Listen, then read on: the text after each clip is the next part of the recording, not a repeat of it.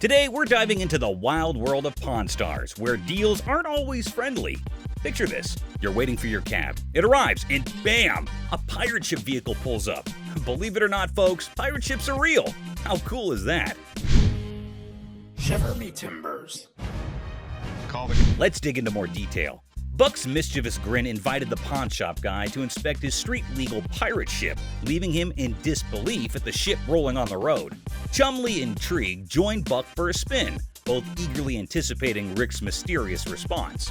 Buck, bursting with enthusiasm, showcased every detail, building suspense for Rick's impending reaction, creating a thrilling wait. Woo! I'm on a boat! Sup, ladies? As we explore the boat's details, prepare to be mesmerized. Buck's turned it into a luxurious entertainment-packed ship with TV and laser beams. Buck's living in a fantasy, folks. He bumped the price to $250,000, leaving Chumlee stunned with a $100,000 offer. Bargaining ensues, but hold on. Rick's entering the scene. Things are about to get even more interesting, don't you think? Oh, that's bull. Whatever. Oh, sorry. $250,000 for a pirate ship? Buck storms off in anger, but if you're in the market, he's your guy. Ahoy, mateys! Now, speaking of high prices, would you consider a $5,000 spectacle? Mr. Vital tempts Corey and Chumlee with a priceless 18th century onyx diamond and platinum flip spectacles. Who needs such luxury just to read? Ponder on that, folks. Hey, how's it going? Hey, what's happening? I've got something here which I think is pretty spectacular. A magnifying glass. No, it's better than that. Bam! That is 18th century onyx. As Vital claims $5,000 for the onyx specs, Corey and Chumlee reconsider. Expected, right? Still stuck on the price? Time to move on. Corey seeks Rick's advice, and here's where it gets intriguing. Rick's jewelry expertise makes Vital's price take a U-turn, slamming down from $5,000 to a mysterious $700. Wonder what Rick knows. Probably 1920s, the whole Art Deco style. This was what was popular during the time period. Spectacles were probably first invented in the 13th century. This made Vital get really disappointed. Actually, that disappointment is acceptable, isn't it? The bargaining continued, and at last, at $850, Rick walked away as Vital stood disheartened. Does this help Rick or Corey or Chumlee to negotiate better? Cheers. Thanks. You sure about that? Yeah, I'm sure. All right, I'll meet you down over here at the counter. All right, appreciate it. Antiques. Antiques are quite breathtaking and valuable. It does offer us millions and billions of cash, only if it's authentic. Let's meet a guy who tries to sell a fake 1888 Perseus and Pegasus statue by Emily Pacall. Who isn't fascinated by the great Greek mythology? The fables and morals are indeed captivating. One morning, a gentleman approaches Rick with an 1888 Perseus and Pegasus statue by Emily Pacall. Rick is astounded in seeing that artifact and claimed that if that's an original, it is indeed worth thousands. Wow, can you imagine, folks? One day you have a valuable artifact, the next second you have an I'm rich kind of moment. Something worth imagining, right, guys? How you doing, gentlemen? Oh, pretty good. Have a bronze statue I'd like to sell. Do you know much about it? I don't know what to tell you about that. The man listens patiently to Rick's captivating mythology theories and facts. Moments of calmness pass, but then the atmosphere shifts. Rick drops a bombshell. The artifact isn't an original, but a recast. Things escalate before you can guess, and even security hovers on the edge.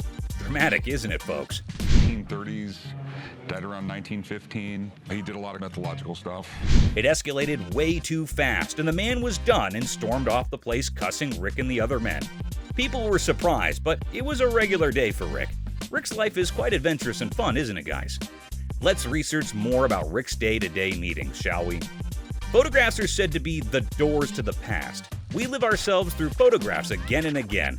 But what if the photographs are made to lie or to make money? Isn't that point of view interesting? Let's meet a man who uses the photograph of great Abraham Lincoln and Mary Todd Lincoln to make $1 million.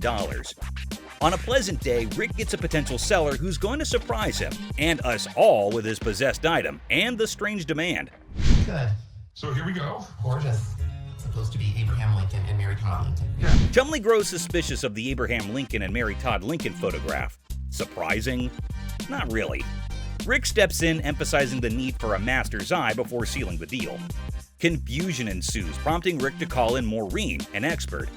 Maureen declares the photo illegitimate, sparking tension between Rick and the seller. Spicy, right? Now, the absurd unfolds. The seller demands a whopping $1 million for the photograph, leaving the crew and us, the audience, utterly speechless.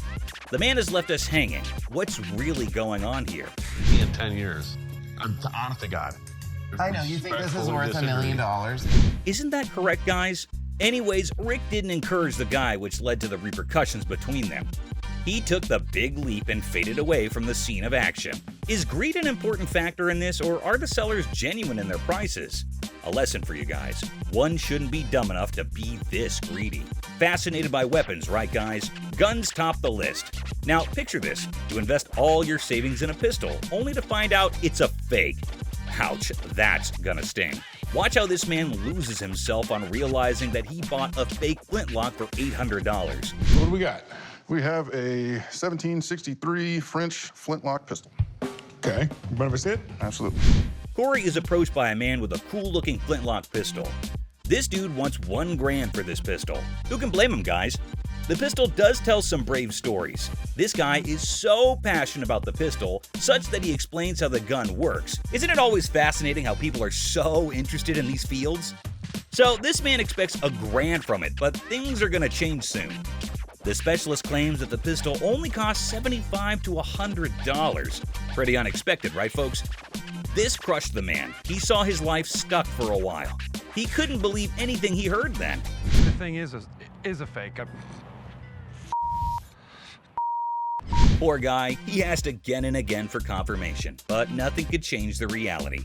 Let's dig more to confirm whether anyone else gets this reality check, shall we, folks? Next up, we can meet a kid who demands an unreasonable price for a Hudson Bay Gorget. Gorgets were used during the ancient days by the soldiers. Kind of interesting that people had used many things during the medieval age that still have an impact on the younger generation, right guys? What's going on, son? I've got a Hudson Bay Gorget made probably around the 1700s. Hey, Rick. This young man shows the Hudson Bay Gorget to Rick. Rick immediately recognizes that it's from the 1700s. But is it for real? Let's find out. The small dude asked $100,000 for the neckpiece, which shocked Rick. Just like how we're sitting now. Try to focus, guys. Let's see how the deal is gonna go down. Rick politely disagrees with his demand and gives him a clear clarification on why with proper reasoning. Things heated up as the young man started cussing at Rick. All right, have a nice day. That guy, I think he just thinks I'm some punk kid. Rick returns the Hudson Bay Gorget politely, and the guy is angry and rude. He finds his way out himself while cussing and being angry at Rick. See, folks, realities are hard to swallow, but that's the way it works. Isn't it true, people? Things are getting more and more interesting as we dig more about these incidents, right guys? Let's travel more. A piece of metal molded into a shape and is attractive. Yes, it's a ring. They are aesthetic and beautiful, but what if it costs $13,000? Let's see what happens during this encounter. One day, a client arrives at Rick's shop claiming that he owns a 1995 Atlanta Braves World Series ring. As the name suggests, the ring was gorgeous and was indeed a pleasure to the eye. The ring was so bright that it almost made Corey go blind for a little while. Let's see how.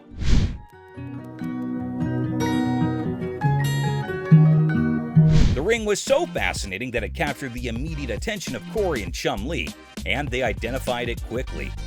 Sports enthusiast, huh? They exchanged their knowledge about the game, then the ring. They instantly felt a connection because of their craze on sports. Let's see till when the connections last. I'm sure that the journey will be interesting. Let's go on. Corey and Chum Lee found something that suddenly changed that friendly atmosphere among them. Do you have with the ring? It's a staff ring. Okay. I know there's a huge difference in price between the staff. Yes, you heard it right. The ring didn't belong to the players. Instead, it belonged to the staff. Therefore, it's not the original player's ring. This made the client uncomfortable. They called down an expert to confirm the price and authenticity. Things are about to get more tense. Sit tight, guys. Client claimed that he expects $13,000 for the ring, but the expert confirmed that the ring only cost $800.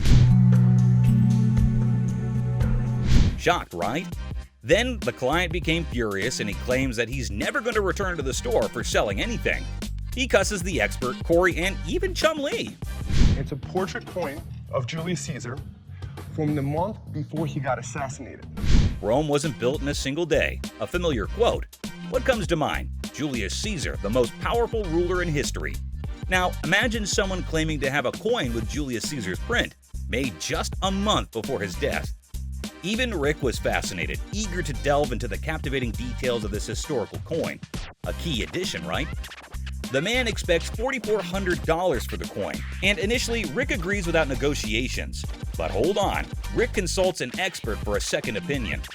Always better to consult before concluding, right? The expert drops a bomb. The coin isn't worth $4,400, but only $1,000. Devastating for the client. As they argue and bargain, hope for more cash on the coin dwindles. The client insults Rick, furious, and storms out of the store. What really happened? The mystery remains. This Madonna's personal daily planner and phone book from 1988, filled with unbelievable phone numbers, dates, all completely handwritten by Madonna. Madonna's planner. Who isn't a fan of pop? Most of them are. The hype and fame are all real. What if there's a chance to own personal memorabilia of a legendary pop star of the 80s or 90s? Yes, we're gonna deal with the famous Madonna. Isn't that exciting, guys? A gentleman approaches Corey and Madonna's daily planner. Will the deal work out well, or will things go sideways? Let's find out. As the man approaches Corey, he's in hope that he can gain a reasonable amount through it. Corey proceeds to analyze the journal and realizes that it's the memorabilia of the legendary Madonna. Corey is thrilled and excited by the fact he just heard. As a fan of pop, he couldn't reject the item, but analyze it. He then continues to flip through the pages. The man and Corey further discuss the notes written in the diary. Corey started feeling like the diary was legit, that it belongs to Madonna. It was because there were dates and events that are exclusively written, which can be directly connected to her. It's indeed exciting, right guys? Corey took a safe step and consulted an expert. He came and analyzed the journal over and over. He confirmed that the diary belonged to Madonna itself. This made all three of them excited. Will the deal go smoothly? Unfortunately, the atmosphere changed when the price negotiations started. The man asked $25,000 for the journal. This made Corey rethink. He pushed down the offer all the way down to $4,000. Corey explained why he downed the offer. How would you react in this situation? Let's see how this guy dealt with it. He was annoyed and devastated on hearing the price. He even raised his voice at Corey, but there were no further negotiations on their part. Man claimed that he was insulted by the price set by Corey. He repeatedly claimed that Corey was making a big mistake, and he stormed out of the shop. You think Corey made a mistake, or was it a wise decision? Okay. It's a 1961 Fender Stratocaster. Semi Mosley prototype guitar. Music and songs are indeed a part of everyone's life. Musical instruments also play a significant role in good music. What if one gets a chance to get in touch with a guitar which was originally used by the star itself? Let's see what's going to happen here. On a fine day, a man approaches Rick with a guitar. It was none other than the Semi Mosley's prototype guitar. Rick was stunned to see such a rare guitar. Seller was so enthusiastic about the guitar, he made Rick familiarize with the guitar. They both exchanged the facts that they both know about the prototype guitar. They were both equally well equipped with the facts about prototype guitar. Seller claimed that the guitar was given to him by Mosley directly during a stage program. Isn't that interesting? The star himself gave the guitar. This fact struck Rick more. They had a good conversation about the guitar, its origin, about the star, his band, etc. Rick then asked a specialist to analyze the guitar and assume its price. Seller seemed to be quite arrogant about calling a specialist. As the expert arrived, he immediately recognized the guitar and its type. He also contributed some facts about the guitar. They three had a good discussion over the item. The atmosphere seemed pretty good during that time, but changed drastically when the price negotiations began. The seller claimed that he was expecting $100,000 from the guitar. That offer was immediately turned down by Rick as well as the specialist. This made him vexed. He got furious when he heard the price. Negotiations weren't helping during this time. Things were going sideways and he stormed off. Rick and the specialist were feeling quite relaxed after he left. Do you think the guitar was worth $100,000? I got an old Stevens shotgun, 3 triggers. It's been in the family for about 60 years. I travel around the country with my line of work, and I've been toting the shotgun around for the last 15 years. What do you do for that? I'm an insurance adjuster. 3-trigger shotgun. Guns are fantastic pieces of machinery. As we all know, they come in a variety of shapes and purposes. The usage of guns dates back to the ancient eras. Can you believe that the guns were a part of livelihood during the olden days? It was included in men's day-to-day activities. One day, a man approaches Corey and Chum with a unique gun. Hold on, folks. Let's see how the deal goes. Corey suddenly became captivated by the gun. Man explained the significance of the gun. It was a 3-trigger shotgun. It was one of the rarest guns in history. This invoked the spark in Chum and Corey, who isn't fascinated by the rarest of the rare gun. Let's see how they deal with this. Man gives more details about the gun to guys, its construction, design, etc. He even explains the types of metals used for making the gun and so on. Corey listens to every single detail and almost feels like the gun is legit. Chum also agrees with Corey's analysis. Corey admits that he isn't a gun expert, so he calls in a friend of his who is a specialist in this area. He came in and started analyzing the gun. He also confirms that the gun is authentic and rare. Corey and Chum thought that the gun could be a great addition to the shop and they can also make a reasonable sale. Then their situation changed. What may have happened? Let's dig more. The specialist confirms that the gun is legit and authentic, but the shotgun's condition wasn't great. This triggered a sense of fear in both the parties. The atmosphere got worse as the discussion about the price began. Man said that he was expecting $100,000 from the gun. Is that price justifiable as the gun is a rare antique? Let's find out. When the price was stated by the guy, Corey and Chum were dumbstruck. After hearing the specialist's opinion, they lowered the price to $500. This was quite insulting to him. He didn't agree to the price. Corey didn't negotiate further as he knew that it didn't price much. The man became annoyed. He left the place in anger. Was the gun really worth more? That's the question left for you folks. I've been collecting bikes for about 20 years, and I started collecting Schwinn's like most guys do, and I just said, you know what? I want to collect something that nobody has. Murray Bikes. Everyone has owned a bike at least once in their life. There are a lot of bike enthusiasts around the globe. One such man approaches Corey and Chum with 2 hotshot cycles. Hop on, let's see what will happen. So one fine morning, a seller comes down to the shop to sell 2 bicycles. They analyze the cycles and understand that the cycles are none other than the Murray cycles. Murray cycles are one of the legendary cycles that dated back to the 80s. They were the best-seller cycles during that era and were very popular. They were excited to see the OG unique cycles. For further clarification, the seller gave him the facts about the cycle, not only about its origin, historical values, the making, and mainly about their features. They listened to the features and examined the cycles closely. They ask if it is okay to take the cycle for a spin and so on. Things seemed pretty good and okay while they were discussing the facts about the cycles. For further clarification, also for expert opinion, Corey brings an expert and asks him to analyze. Will things run smoothly or not? Let's find out. The expert also discusses some of the facts about the cycle with the other 3. They 4 have an open heart conversation about Murray cycles. Now things are going to take a different turn. Let's see why. Corey asks the seller how much he's expecting for the cycles, and he claims that he expects around $8,000 for both the cycles. This leaves Corey in shock. As they negotiate, Corey claims he can only buy it for $3,000. The seller seems to be in distress and not willing to sign the deal. He claims that the cycles can be traded for more than the above-mentioned price. Both of them disagree, and the seller leaves the place without signing the deal. It was indeed a cycle that fascinates all of us. Maybe Corey has different ideals and also focuses on what's good in the field of business and more. So, whose reaction do you think was the worst? Make sure you leave your comments below. And if you enjoyed my video, make sure to drop a like and subscribe if you haven't already. See you in the next one.